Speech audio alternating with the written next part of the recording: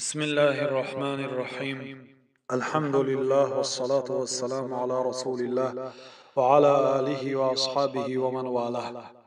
اما بعد، اولین نهی در کتاب الله تعالی این شرک است. شرک ضد توحید است. درس گذشته که از فضیلت‌های توحید را بیان کرده گفتیم که اولین امر در قرآن کریم امر به توحید است. درس امروزه در خصوص اولین نهی است. اولین عملی که الله تعالی از آن بندگانش را منع کرده است این شرک است. در سوره بقره آیت 22 الله سبحانه و تعالی می فرماید: الذي جعل لكم الارض فراشا والسماء بناء وانزل من السماء ماء فاخرج به من الثمرات رزقا لكم فلا تجعلوا لله اندادا وانتم تعلمون. پروردگار شما الله سبحانه و تعالی زمین را برای شما هموار گردانید و آسمان را برای شما همچون بنا قرار داد و از آسمان برای شما آب نازل کرد و به وسیله آن آب برای شما از زمین میوه های گوناگون را همچون رزق به وجود آورد. پس به الله تعالی کسی و یا چیزی را شریک قرار ندهید و حال آنکه شما میدانید که الله تعالی یکه و یگانه است. در اینجا آسمان ها و زمین ها را مخصوصا ذکر کرد، چون یکی از مخلوقات های بزرگی که علل خصوص به انسانیت نزدیکتر است این زمین است و یکی از مخلوقات های بزرگی که انسان با چشم سر می بیند این آسمان است. رزق و روزی بنده ها وابسته به زمین و آسمان است. حتی رنگ گرفتن و طعم گرفتن میوه ها وابسته به آفتاب و ماهتاب است. بنابراین پروردگار انسانها را یادآوری به این عملهای بزرگ خود میکند که آن پروردگاری که چطوری که در آیت 21 گفت انسانها را آفرید، آنهایی که پیش از شما گفت زندگی کردن آنها را آفرید، اینچنین زمین و آسمانها را آفرید و اینقدر مخلوقات بزرگ را آفرید. مادامی که همه این عملها را او خود تنها کرده باشد، بی یاری کسی، بی کمکی کسی، بی مصلحتی کسی، او مادامی که در این عملها یکه و یگانه باشد، پس شما در عبادت نیز به الله تعالی کسی را شریک نآورید. ابن القیم رحمت الله علیه در بدائع الفوائد گفتند که و هذه طریقة القرآن یستدل بتوحید الربوبیة على توحید الالوهیه. گفتن این توحید ربوبیت یعنی آفرینش زمین و آسمان ها و آفتاب و ماهتاب و ستارگان، اینا توحید ربوبیت است.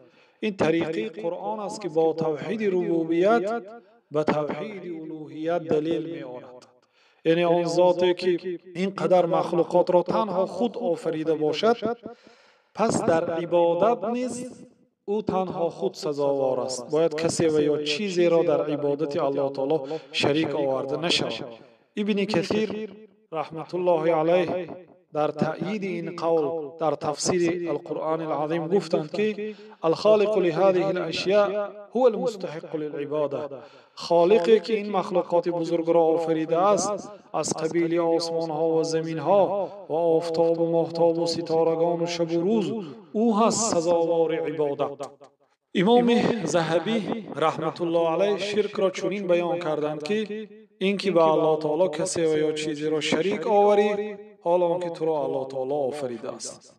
این را پیشتر پیغمبر علیه السلام گفته بودند، چون در صحیح بخاری و در صحیح مسلم از عبدالله بن مسعود رضی الله عنهما آمده است که حضرت گفتند که پرسیدم جناب رسول الله صلی الله علیه و سلم را، گفتم یا رسول الله ای الذنب اعظم عند الله، یا رسول الله کدام از گناه ها در پیشگاه پروردگار بزرگ است؟ گفتند ان تجعل لله ندا و هو خلقک، اینکه به الله تعالی کسی و یا چیزی را شریک آوری حال آنکه تو را الله تعالی آفریده است. شرک در شریعت صرف کردن بنده چیزی از انواع عبادات به غیر الله تعالی است، خواه به صنم، خواه به بت و هیکل ها، خواه به درخت ها، خواه به سنگ های و غار ها، خواه به انسان ها، خواه به جن ها، خواه به قبر ها و به کسی نباشد جز الله تعالی. اگر یک نوع عبادت را کسی صرف کند، او در حقیقت به الله تعالی شریک آورده است. دعا، ذبح، نظر، قسم، نماز، یاری، ترس، امید، توکل، اینا همه عبادت هستند. کسی از اینها را اگر به غیر الله تعالی صرف کند، در حقیقت به الله سبحانه و تعالی و شریک آورده است. مقصود ما در این درس بیان شرک نیست. در خصوص شرک که او بحثی دور و دراز است، ان شاء الله در درس های آینده صحبت میکنیم. ولی مقصود ما در اینجا فضیلت توحید است. شرک که مقابل توحید است، توحید یگانه پرستیدن الله سبحانه و تعالی باشد. شرک در مقابل عبادت الله تعالی کسی و یا چیزی را همراهی الله تعالی عبادت کردن است. از همه بزرگترین گناه این شریک آوردن به الله تعالی است. مقصود اساسی در این درس این است که ببینید که پروردگار ما را از بسیار عملهایی که برای عقل ما، برای قلب ما، برای بدن ما و برای آبروی ما و برای مال ما ضرر دارد، ما را از آن عملها منع کرده است. لیکن وقتی که قرآن را میکشایید، اولین منع پروردگاری که روبرو میشوید این در همین آیت 22 سوره بقره که پروردگار فلا تجعلوا لله اندادا، با الله تعالی شریک ها پیدا نکنید، شریک ها قرار ندهید. گفته ما شما را از شرک منع کرد که این دلالت به بزرگی توحید میکند و به خطر شرک دلالت میکند. پس باید ما بسیارتر در موضوع توحید بدانیم و بسیارتر در احکام شرک و در انواع شرک علم بگیریم تا اینکه از این شبکه و از این عمل زشت و خطرناک در امنیت باشیم. والله سبحانه و تعالی اعلم. سبحانك اللهم و بحمدك اشهد ان لا اله الا انت استغفرك و اتوب الیک.